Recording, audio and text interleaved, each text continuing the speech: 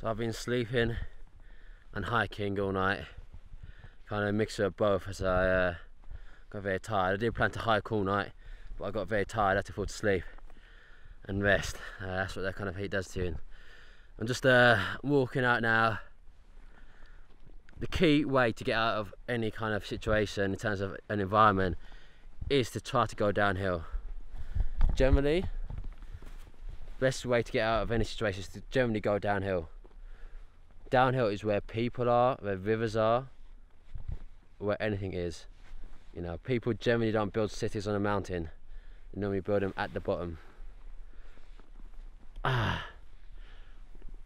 very dehydrated as I make this long walk back to where I need to be.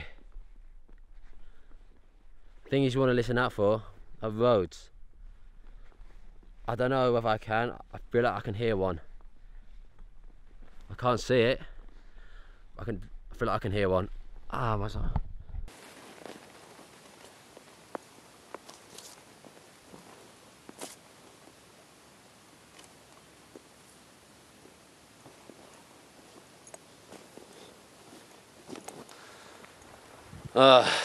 Progress is very slow. My energy levels are low. From not having adequate sustenance, still dehydrated, and my feet literally walking over these rocks.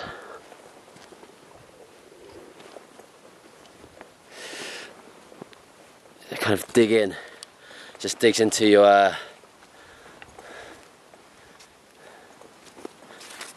feet. See, that is how slow my mind's going now. Because of the dehydration, I couldn't think of the word feet, and I just said the word feet literally a minute ago. Don't know how good this camera looks. My main camera stopped working for some reason.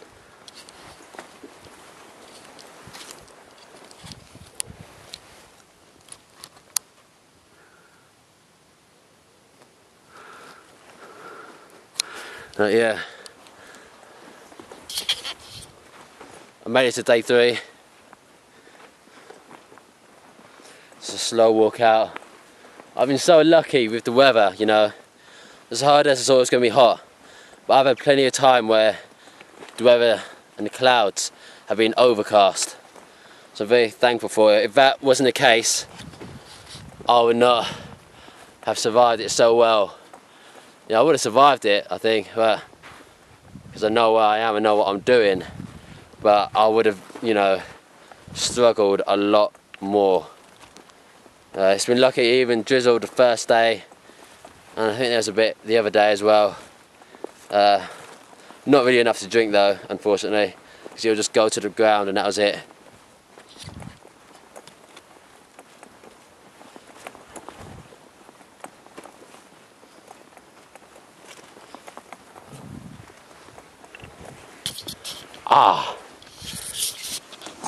Got caught.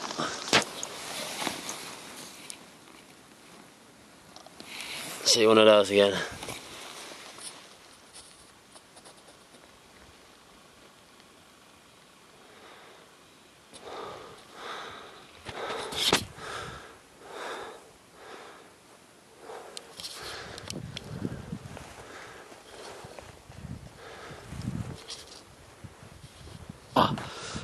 Again, I got caught.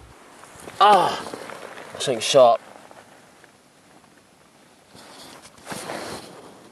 I need to go up and get caught as well.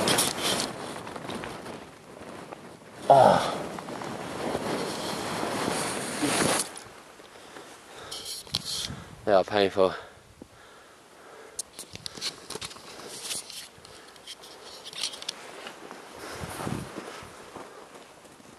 Yeah, so I've had to change my camera up. I'm so close to almost being out.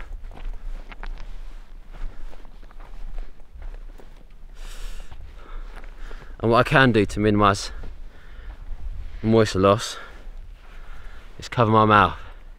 You lose a lot of moisture by talking, so from now on it's going to be a silent movie by using this parachute.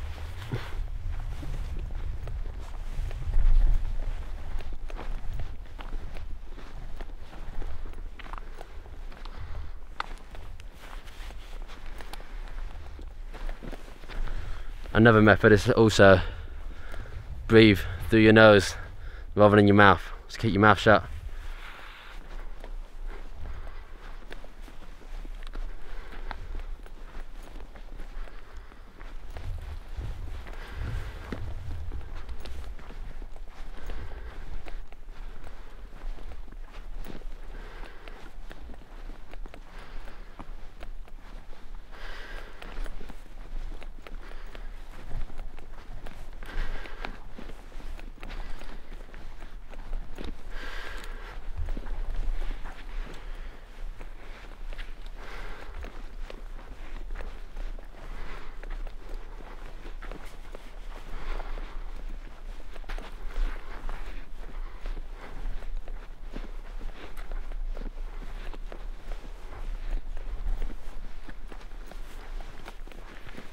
I will say something though, my arms are getting weak just holding this camera. It's that little energy I have inside me, that little moisture which is required for you to do your daily tasks. That's why I keep switching hands.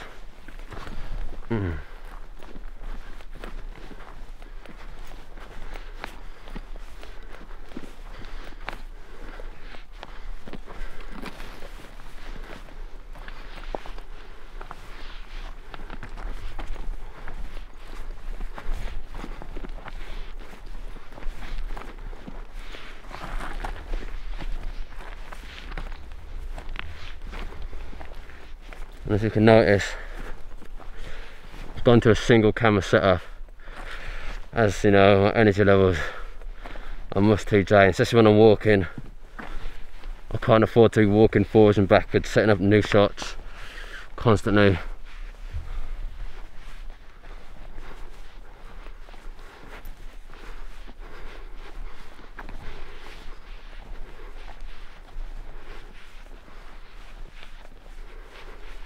And out the nose.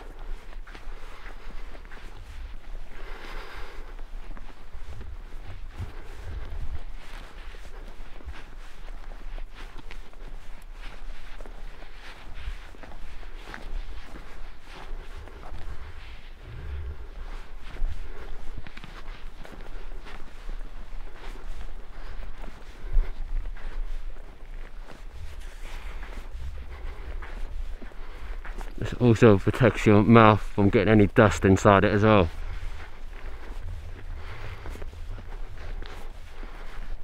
Look, this is the dust getting inside my mouth the other day.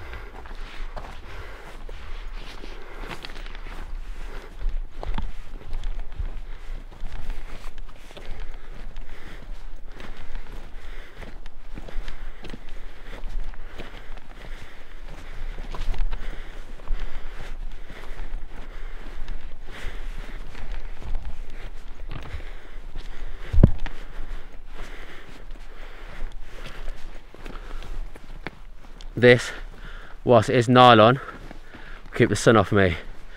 It's also not really so warm right now. It's not boiling hot, so this helps keep me warm when it's cold, and it helps keep me cold when it's warm. It's quite airy and flowy. This means there's good ventilation for any sweat to evaporate, rather than keeping it too close to the skin. You know, Bedouins often wear dark colours because dark colours will not reflect the light. Well, Bedouins traditionally wear dark robes. You know, people say often, if it's hot, wear white. But white would just reflect the body heat back into the body. By wearing darker clothes, you allow the body heat to leave your body much better. You know, there's arguments for both. There are benefits to wearing white clothing, benefits of dark. But you know, if the Bedouins do it, then the Bedouins probably have a good idea. They've been living out in deserts in Africa for millennia. Survival challenge purely with a plastic canteen. So I completed this survival challenge purely with plastic canteen, steel wool, parachute, and some plastic piping. For my battery cut out, completed this challenge out here, third day out in the desert, with a parachute, plastic piping, a water can, along with some steel wool. I then utilised a battery from my shotgun microphone to make fire. You know, survival's not all about having, you know, survival's not always about having the perfect equipment like machetes or knives or matches. It's all about us in there. If you can show some ingenuity, then you can do it easy. How many uses have I got out of this parachute? I'd say near enough 10 uses. It's been a great tool, and whilst it was heavy to carry in, it's really paid itself off in bucket loads.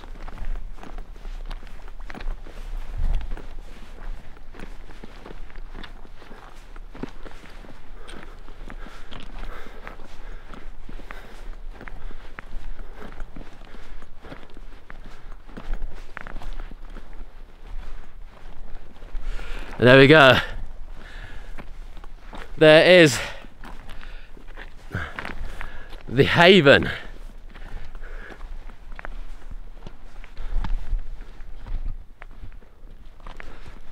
Just another quick trick. Now, wearing clothing that covers your entire body prevents the sun's UV rays, so very harmful, from touching your skin. That shouldn't be ever. Wearing clothing which covers your whole body, your whole skin, prevents the sun's rays from touching your skin, which will do a lot of damage to it. It's very harmful.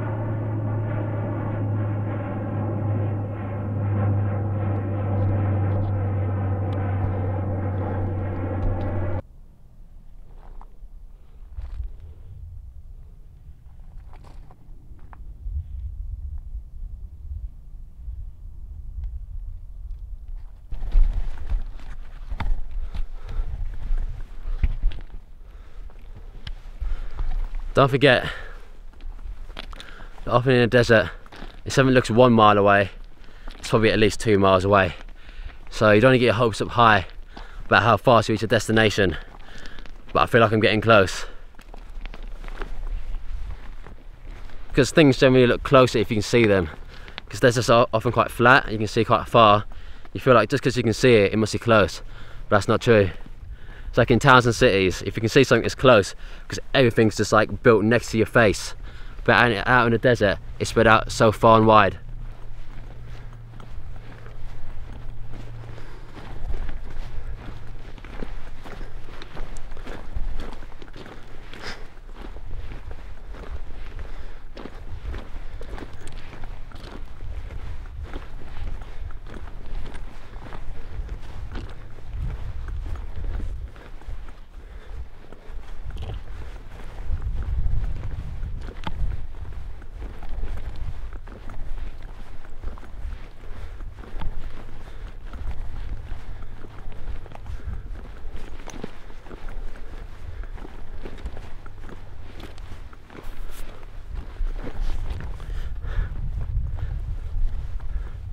Our stories, people surviving out in deserts for weeks.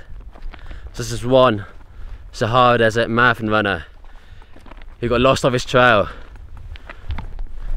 and survived for weeks drinking bat blood. That is one guy who knows to never stop and never give up. And that's the motto, never give up. After the first day, part of me wanted to give up, but I didn't. To keep filming, keep going, just get it done.